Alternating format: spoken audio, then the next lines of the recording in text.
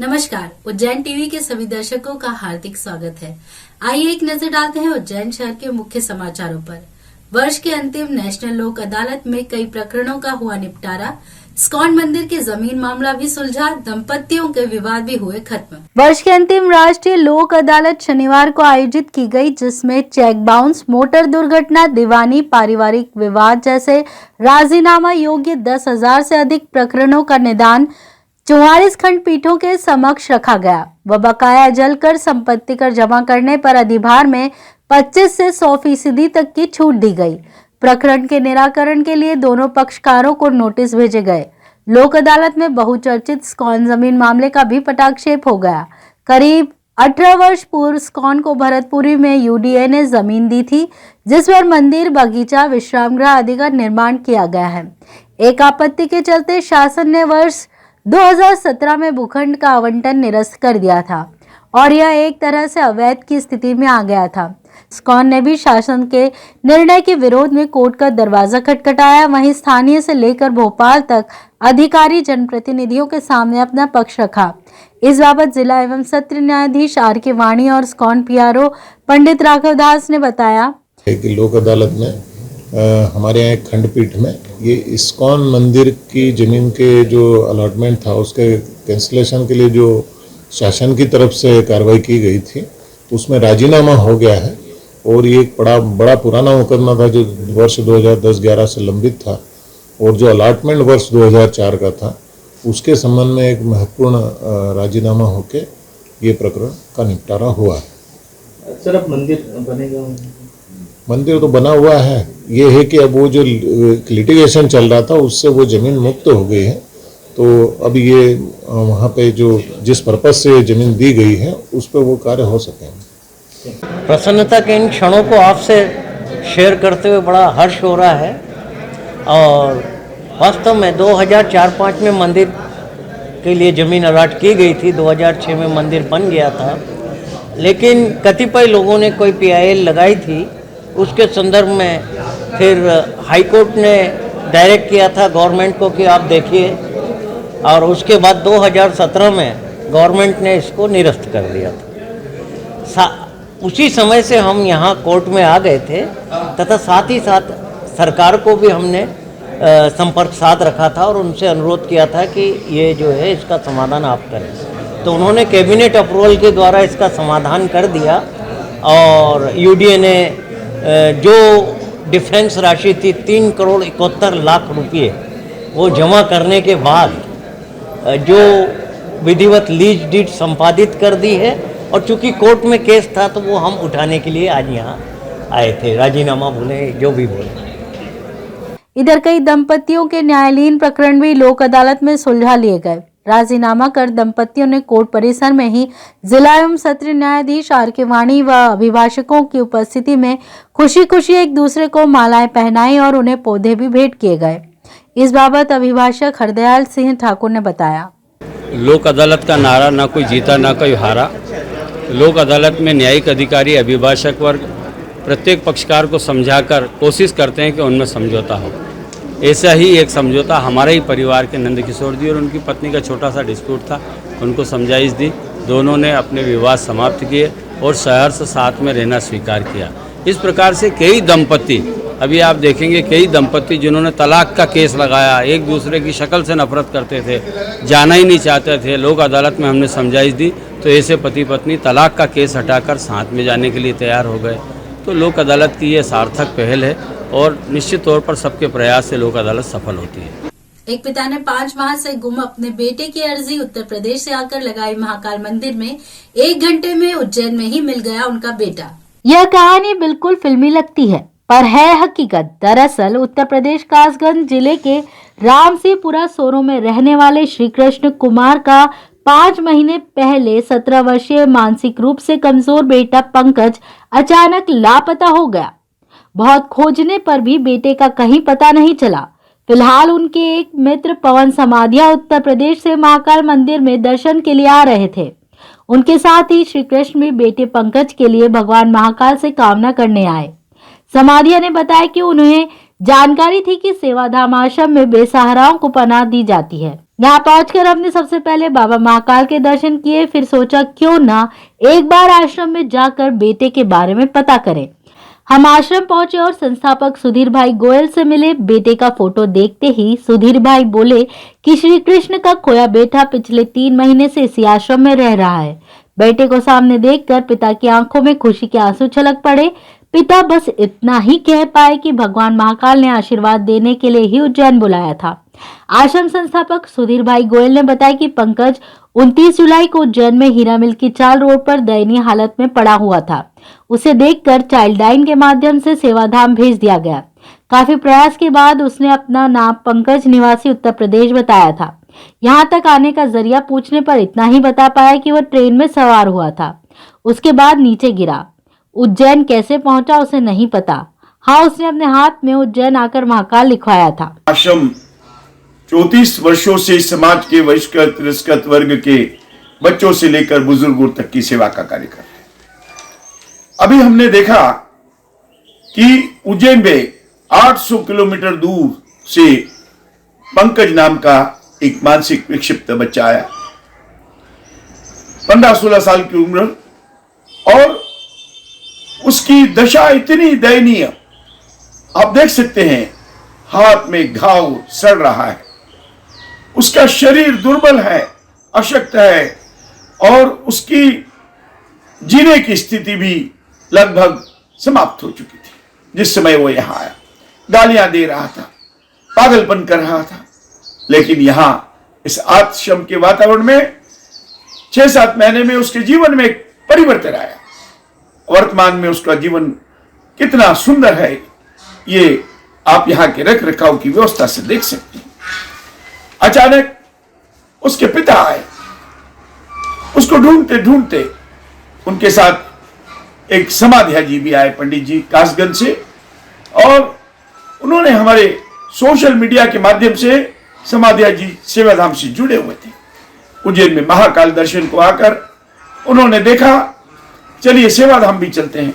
यहाँ आकर जैसे ही उन्होंने उस बच्चे का फोटो बताया और हमने बताया आपका बच्चा यहाँ सुरक्षित है, जैसे ही बच्चा पिता के सामने आया, पिता की आंखों से आंसू छलछला आए, उसका रुदन फूट पड़ा। वो कन्हैया ने कहां से कहां तक ढूंढ रहा था, और बच्चा भी पिता को देखते ही उनसे लिपट गया।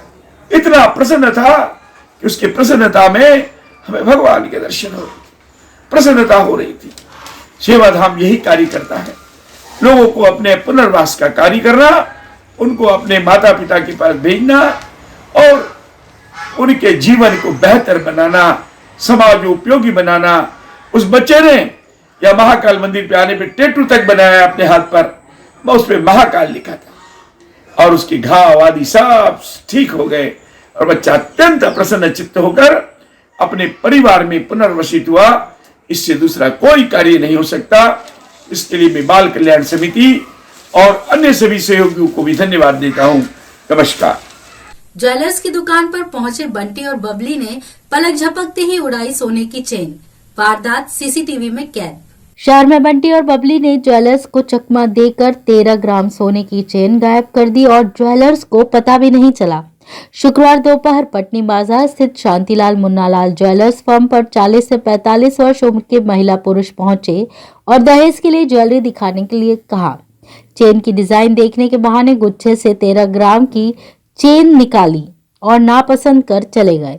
उनके जाते ही ज्वेलर ने चेन का गुच्छा कांटे में रखा तो वजन कम निकला और उन्होंने चेन गिनकर सीसीटीवी देखा तो उक्त महिला गुच्छे से चेन निकाल बैग में रखते कैद हो गई।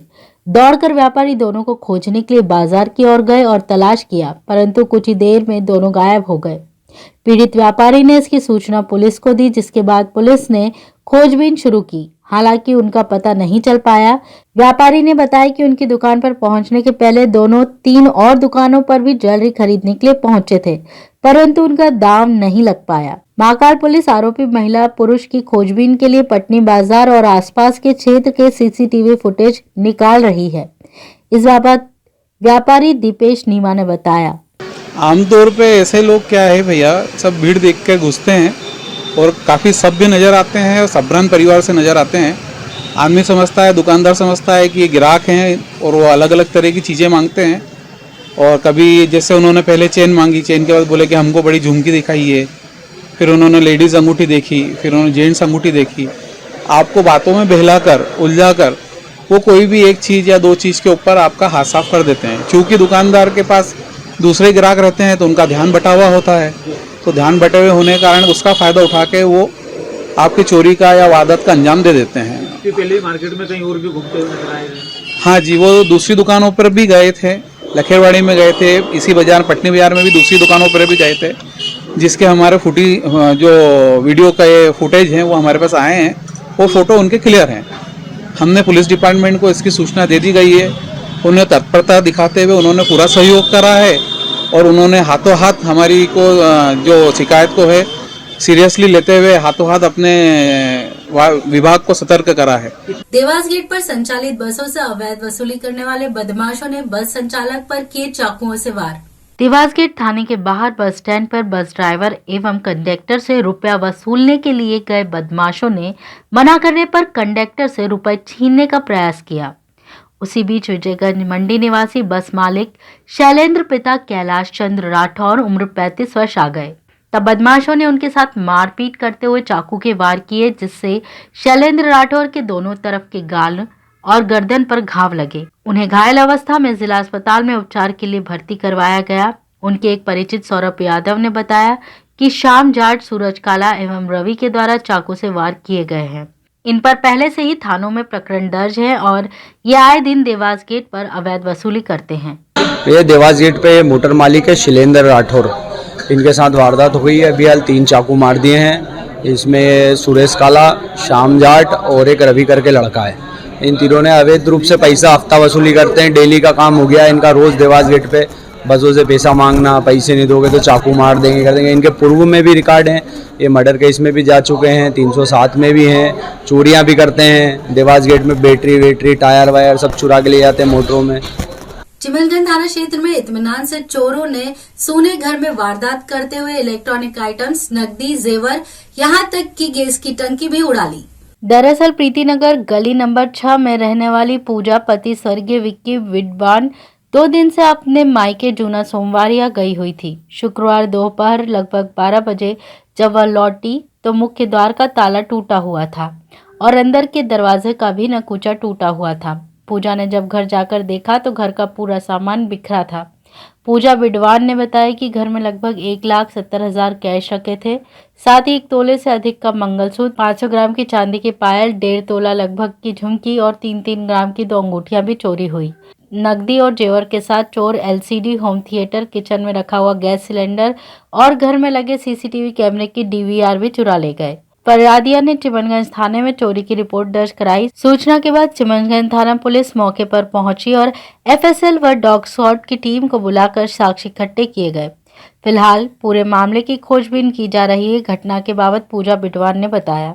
एलसीडी ले गए सर, होम थिएटर ले गए और दूसरी बात 1.5 लाख रुपए नगद केस रखा था, 1,70,000 वो ले गए। रकम भाव ले गए। क्या क्या रकम में क्या क्या लेकर गए? झुमकी ले गए, पाइजप वगैरह ले गए, टापसू ले गए, कान के सर ले गए, 4-5 आइटम ले गए सर। 2 अंगूठी ले गए और पलेट तक ले गए और कपड़े लत्ते ले गए। गैस की टंकी ले गए। ये कब हुई घटना है? ये रात में हुई। मेन कागज उन्होंने ले गए, जो रखे थे मेन कागज इसके पापा के, वो सारे ले गए। डायरी ले गए, बैंकों की सब ले गए, कुछ नहीं छोड़ा उन्होंने। अच्छा, आपके वहाँ कैमरे भी लगे हैं? क्या क्या? हाँ, कैमरे लगे हुए ना सर। कैमरे की डीवीआर भी साथ में? सब डीवीआर ने सब ले गए सर। अच्छा, कहाँ गए हुए थे आप? किसे हुई घटना? मैं मायके गई हुई थी 2 दिन से। अच्छा, पापा की तबीयत ठीक नहीं थी तो वहाँ थी मैं। कब आए आप? कब जानकारी लगी? मैं अभी आज 12 बजे ही आई हूँ। मैं ननन क्या जा रही थी कि छोटा बच्चा वही है मेरा, तो मैं लेके आऊँ उसको। तो मैं घर आई थी पैसे वगैरह लेने, रकम लेने, तो यहाँ आके देखा तो सब तामझाम बिखरा पड़ा हुआ था। ठीक है, कहाँ आपने इसकी शिकायत की है? चिमनगंज थाने में।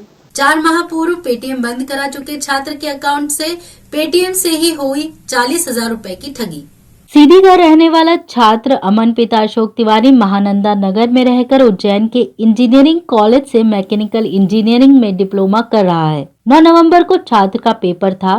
सुबह 8 बजे छात्र के मोबाइल पर 10 मिनट के भीतर 4 मैसेज आए। शाम को पेपर से छूटने के बाद जब अमन ने अपना मोबाइल चेक किया तो उसे मोबाइल से 10-10 हजार रुपए कटने के 4 मैसेज मिले, जिसमें अमेजन से खरीदारी की जानकारी थी। अमन ने जब अमेजन कंपनी के कस्टमर केयर पर जानकारी ली तो वहां से उसे बताया गया कि उसके पेटीएम अकाउंट से यूपीआई के माध्यम से पेटीएम पर किसी ने वाउचर अपने अकाउंट में कैश किए हैं। रुपया रानी नाम की किसी युवती के अकाउंट में ट्रांसफर हुआ है। साइबर ठगी का शिकार हुए छात्र ने उज्जैन साइबर सेल को लिखित में शिकायत कर न्याय की गुहार लगाई। अमन के दोस्त शुभम ने बताया कि 4 महीने पहले ही अमन पेटीएम चलाना बंद कर चुका है। उसके बाद भी इस प्रकार की घटना होना आश्चर्यचकित करती है। फिलहाल उज्जैन साइबर सेल पूरे मामले की जांच कर आरोपी तक पहुंचने का प्रयास कर रही है। ये एक्चुअली में पढ़ रहा था, उस टाइम सुबह करीब 8 बज रहे थे और जब 8 बज रहे थे तो ये उस टाइम तो देखा नहीं था, जेई का पेपर था और देखने शाम को जब आया जेई का पेपर देने के बाद तो इसके अकाउंट से करीब 10-10 हज़ार रुपये के 4 बार ट्रांजैक्शन किए गए, जिसमें टोटल 40 हज़ार रुपये की रकम हमारे बैंक द्वारा काट ली गई। और इसकी शिकायत अपन माधव नगर थाने में भी दर्ज कराए हैं और यहाँ साइबर सेल में दिए हैं। अब इसके बाद क्या कार्रवाई होती है पता चलेगा सर। आपने जब जानकारी निकाली तो कहाँ पैसा कटा है, किसके अकाउंट में गया, जी, किस तरह से गया है? जब हमने जानकारी निकाली तो अमेजोन को जब कांटेक्ट किया अमेजोन में, तो अमेजोन के कस्टमर केयर द्वारा ये बताया गया कि जो ये वाउचर रिडीम हुआ है वो रानी के नाम पे, रानी के अकाउंट पे रिडीम हुआ है। इतनी जानकारी हुई। अब इसकी जानकारी के आगे मैंने पता भी है उसका एड्रेस या कांटेक्ट नंबर निकालने की कोशिश की तो उन्होंने बताया कि आप साइबर सेल में जाएं, वहां से सारी जानकारी मिलेगी आपको। कैसी हुआ पूरा घटना, कोई वारदात किसी की उन्होंने रिडीम किया, फिर अपने वॉलेट में किया, क्या हुआ था? हमारे बैंक द्वारा यूपीआई पेमेंट से हमारे पेटीएम ऐप है जिससे पेमेंट लेन देन करते हैं, उसमें से यूपीआई के थ्रू आगे हमारे पेटीएम वॉलेट में ऐड किया गया पैसे और उसके बाद उन्होंने अमेजोन का गिफ्ट वाउचर बाय किया और फिर जब गिफ्ट वाउचर बाय कर लिया तो उसमें एक कोड आता है, तो कोड को वो अपने अमेजोन के अपने अकाउंट में रिडीम किया, जिससे ये पता चला कि ये जो वाउचर मेरा था ये कोई दूसरा व्यक्ति यूज कर चुका है जिसका नाम रानी है। विश्व मधुमेह दिवस पर लॉयंस क्लब इंटरनेशनल रैली निकालकर मधुमेह के प्रति जागरूक करेगा नागरिकों को। Lions Club International coordinator doctor Satvinder Kaur Saluja, coordinator Ajay Jasoria व लॉयन प्रवीण वशिष्ठ ने एक प्रेस वार्ता आयोजित कर बताया कि लॉयंस क्लब इंटरनेशनल एवं मेडिकल एसोसिएशन द्वारा 14 नवंबर विश्व मधुमेह दिवस के अवसर पर जागरूकता रैली का आयोजन टावर चौक से आस्था गार्डन तक किया जाएगा, जिससे मधुमेह से संबंधित महत्वपूर्ण जानकारी वाली तख्तियां लेकर विभिन्न सामाजिक संस्थाएं शामिल होंगी। डॉक्टर विजय गर्ग एवं डॉक्टर गवारीकर इस विषय पर अपना महत्वपूर्ण उद्बोधन देंगे। समापन स्थल पर मधुमेह की दवाएं भी निःशुल्क वितरित की जाएंगी। इस बाबत लॉयन प्रवीण वशिष्ठ ने बताया। ये रैली आयोजित की जा रही है, 14 तारीख को वर्ल्ड डायबिटिक डे है, उस दिन टावर चौक से शुरू होगी और आस्था गार्डन सुराना होटल के पास समाप्त होगी। इसमें शहर की जनता से मेरा निवेदन है कि ज्यादा से ज्यादा संख्या में आकर इस रैली का लाभ लें, इस जागरूकता का लाभ लें और इस जानलेवा बीमारी से बचें। इसमें कीनोट स्पीकर के रूप में डॉक्टर विजय गर्ग साहब और डॉक्टर गवारीकर साहब, जो हमारे यहाँ के शहर के वरिष्ठ चिकित्सक हैं, उनके द्वारा जागरूकता के लिए अपना भाषण दिया जाएगा, स्पीच दिया जाएगा, ताकि मैक्सिमम लोग इस जागरूकता के माध्यम से इस बीमारी से बच सकेंगे। और शिविर भी लगाया जा रहा है। शिविर 5 जगह शिविर लगाया जा रहा है। 14 से लेकर 22 तारीख तक का वीक जो है लायंस इंटरनेशनल द्वारा हमें लायंस वीक के डायबिटीज वीक के लिए सलाह दी गई है कि इस दौरान हम लोग ज्यादा से ज्यादा कैंप लगाएं। तो हमने समस्त लायंस ऑफ उज्जैन के बैनर पर यहाँ पर 5 कैंप लगाए जा रहे हैं, जो शांति नगर से लेकर ये काला पत्थर तक जितनी भी गरीब बस्तियां हैं वहां पे ये लगाए जाएंगे कैंप। इसके साथ साथ प्रत्येक लायंस क्लब अपने अपने स्तर पे इकोनॉमिकल वीकर सेक्शन की बस्तियों में जाकर ये अपने अपने कैंप लगाएंगे इस दौरान। तो ये थे उज्जैन शहर के मुख्य समाचार। ऐसे ही ताजा खबरों के लिए देखते रहिए उज्जैन टीवी। उज्जैन टीवी का यूट्यूब चैनल लाइक और सब्सक्राइब करना ना भूलें। नमस्कार।